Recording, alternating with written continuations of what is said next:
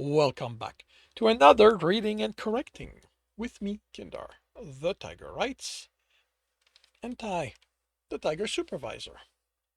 These are where I read a chapter from one of my stories and correct it as I go.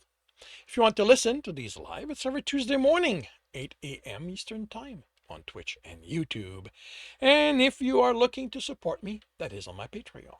Today, we are doing chapter 25 of Stepping Wild. It was 4 days after his return that Tibs managed to leave the village without Joanne trailing him. The first 2 days he'd woken early to find the men already watching Mother Natural's house. He spent the next night up, practicing etching, and Joanne came to the house with Taurus high in the sky. He spent that day using purity to keep the worst of his exhaustion at bay as he helped around the farm and slept early.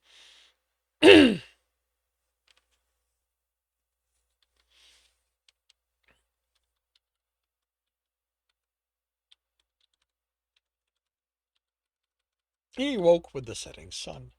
He sneaked out with full dark, sensing to ensure Joman wasn't watching the house and covering himself in an etching of darkness to prevent others from noticing him and reporting his departure. In the forest, he used air etching. Yeah, you know what?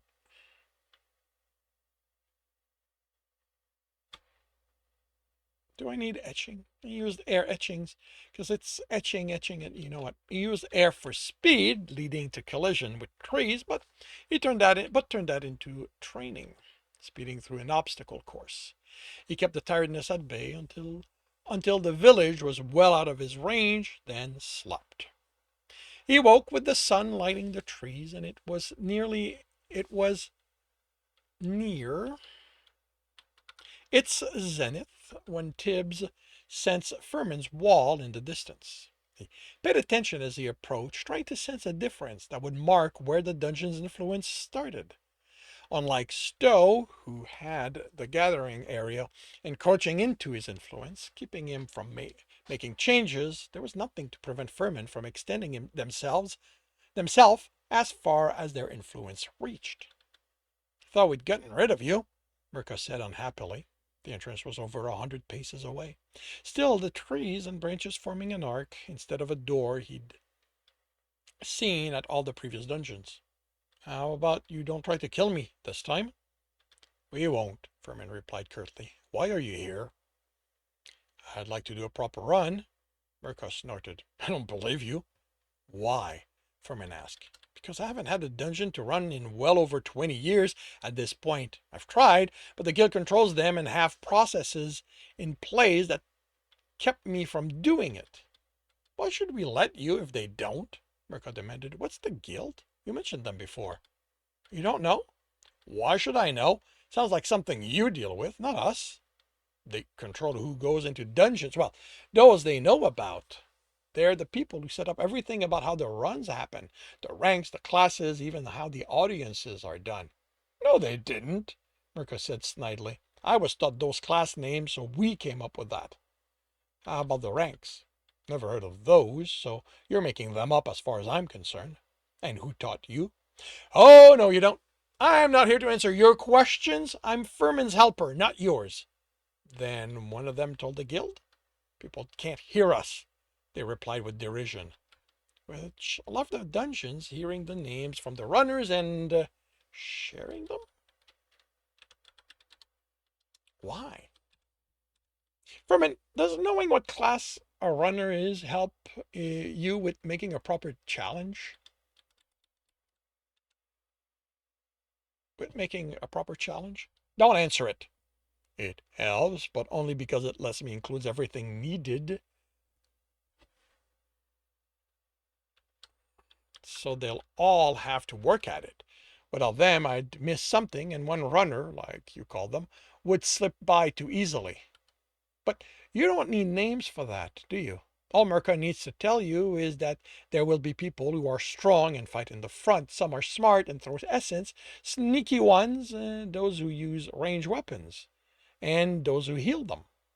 I suppose Mirka could have left it at that. Then why bother with the classes? Because that's how it's done. Mirka snapped. Unlike you, I do what I'm told. He kept his opinion to himself. It wasn't like he knew any more than they did. It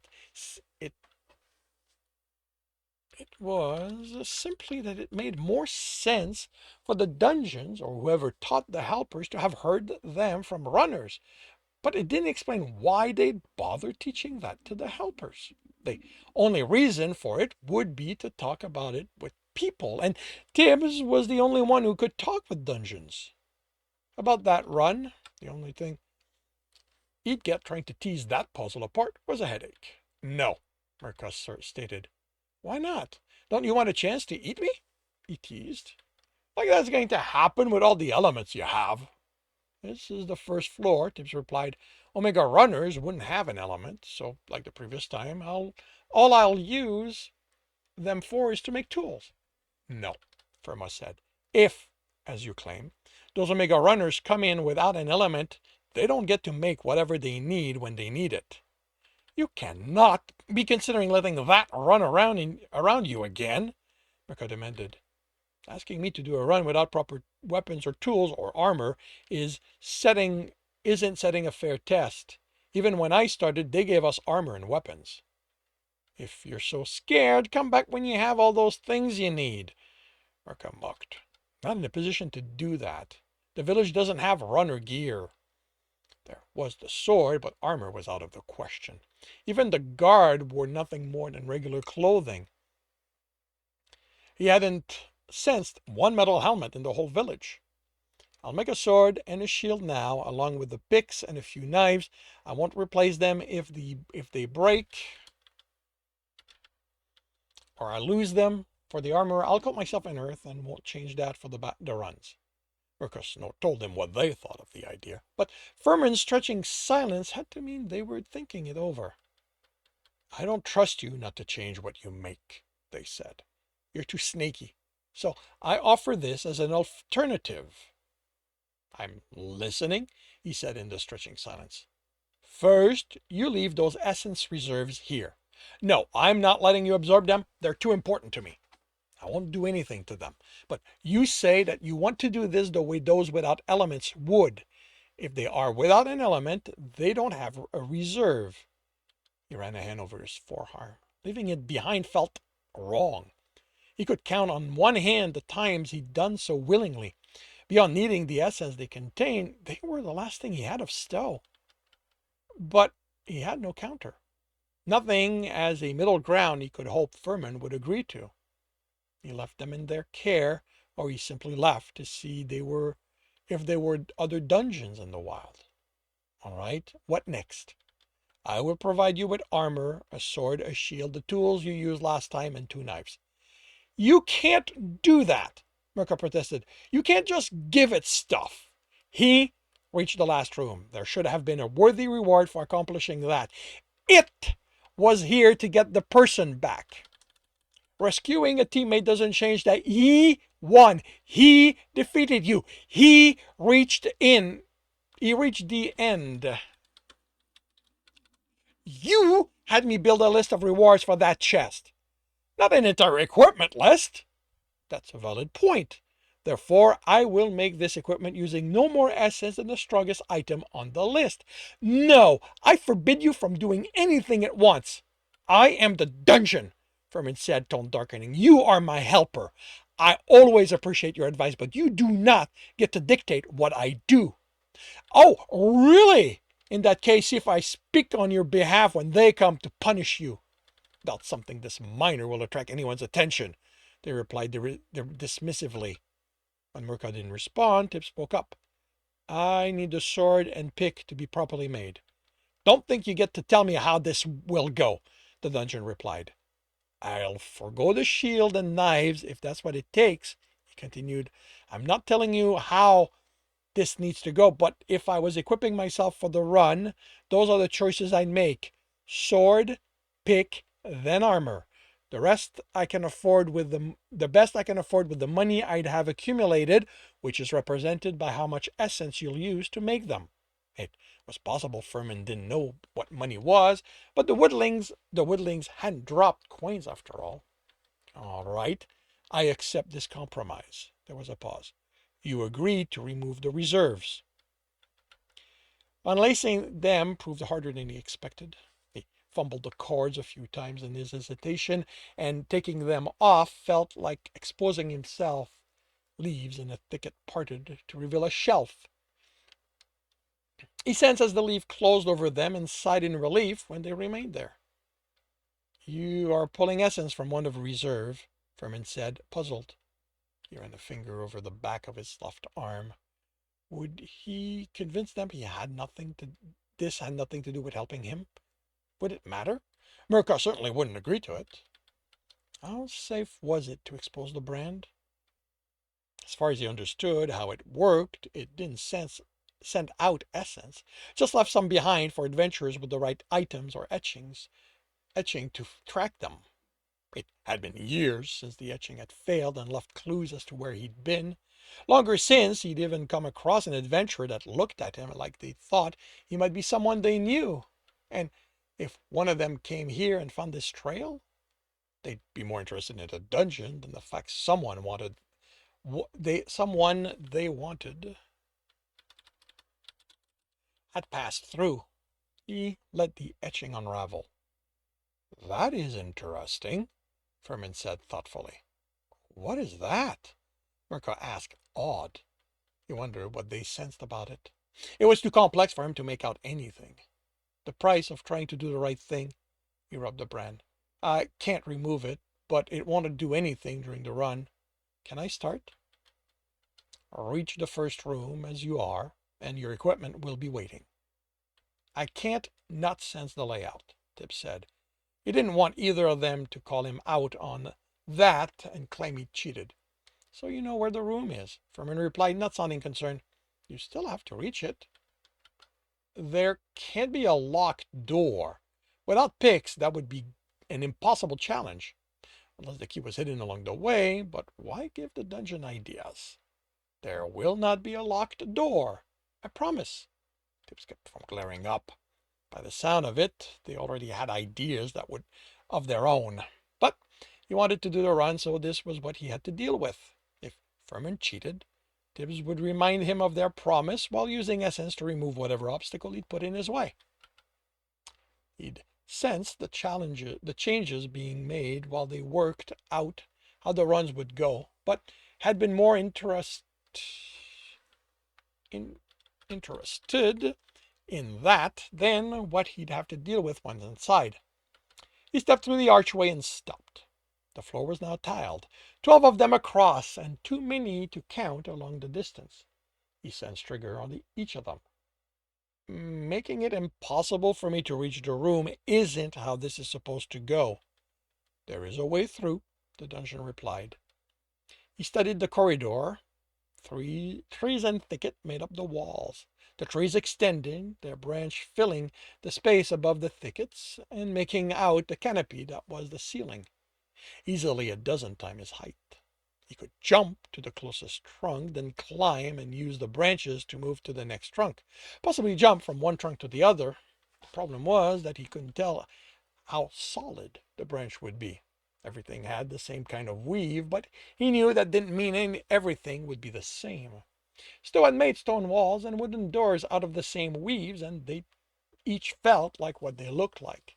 If a branch broke and fell, or if one of the trunk had spikes in the bark, it'd land on those triggers, and who knew what would happen?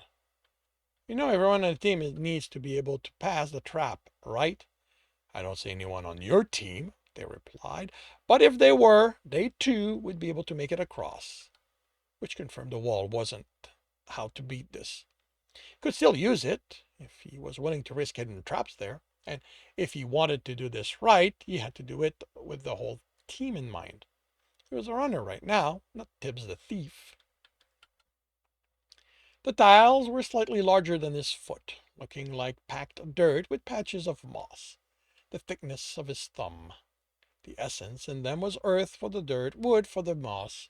Furman wanted him to know the tile itself wasn't a trap. It was the trigger under it. The mechanical trigger that would most likely react to the tile being pressed down. It would send essence out to trigger the dangerous part of the trap.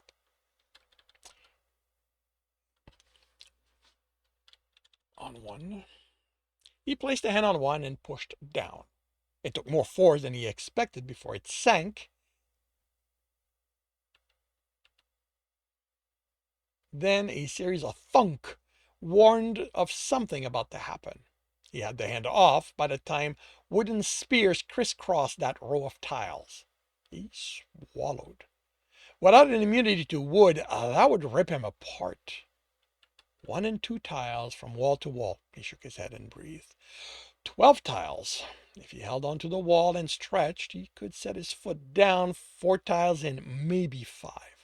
48 possibilities. The delay between the trigger activating and the wall of spear coming out meant he could run it. That was something everyone on the team would be able to do if they were trained. The Omega runners that wouldn't make it would be those too weak to survive. If this was Stowe on his first run, Tibs would have bet his team's life on the run. He'd also have been confident it would have been the right decision. But while this was Furman's first floor, he was older than Stowe. The way Murkoff could inhabit one of the creatures told him that. He didn't know how old Stowe was, but his reading had indicated the guild was adept at knowing.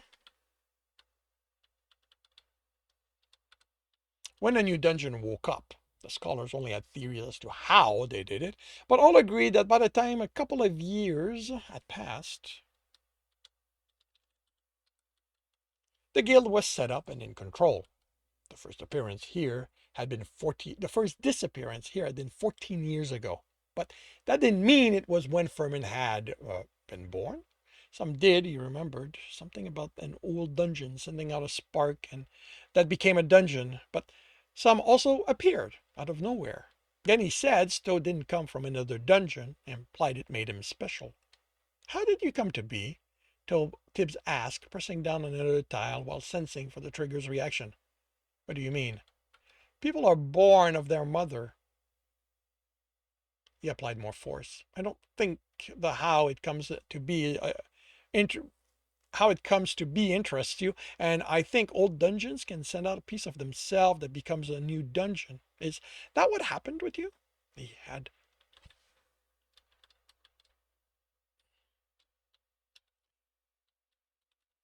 had most of his weight on it this time before the tile sunk and triggered. He moved his hand. He moved off with a thunk and sensed as the wall of spear burst forth to block his way or kill him. Shouldn't you focus on what you are doing? Probably. He tested a third tile, but the question isn't going away just because I don't ask it. This one took all the force he applied and didn't move, and is going to distract me. If you don't want to tell me, at least say so. Say that, so I'll know I'm wasting my time. Knowing that sometimes helps keep them quiet. He stood, placed his foot on it, and gently shifted his weight, ready to move off at the first indication it moved. Ready to step off. At the first indication it moved. I don't know how I came to be, Furman said, as Tibs stepped off it and sensed the trigger, searching for a difference that would let him find the safe ones. I remember becoming aware of something around me, but have a memory of that sensation being there long before that. I didn't know what I was aware of, and even once I understood the difference between the moss, the trees, and the thicket, and the animals moving through me, I didn't know what they were until Murkoff arrived and taught me the names. They weren't there when you woke up? He sensed no difference between his trigger and the previous one. Was it because he wasn't heavy enough to trigger it, or the difference were minute enough he hadn't located them? Well-made traps and locks were adjustable. The floor trigger couldn't be so sensitive as to a rat running across it would activate it. How they were adjusted varied, but he could always tell by looking at the mechanism. Mirko had to travel to reach me. I think it's always like that.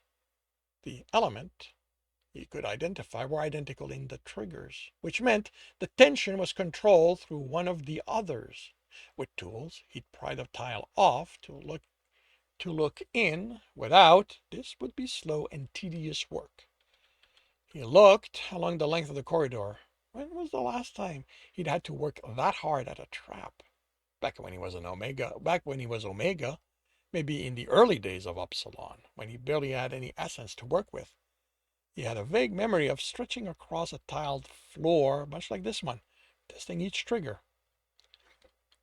He shouldn't have to lie down here, but finding safe tiles for him to set his feet on wouldn't be any faster. And that concludes chapter 25 of Stepping Wild. If you are enjoying this, please leave a like. If you want to know when the next chapter will be up, subscribe and hit the bell. If you want to read this story, it is available for free on Royal Road. And if you want to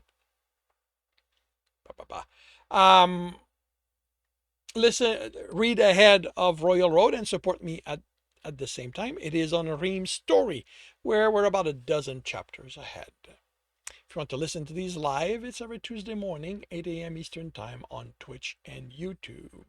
Links are in the notes, and with that, I shall wish you a good day.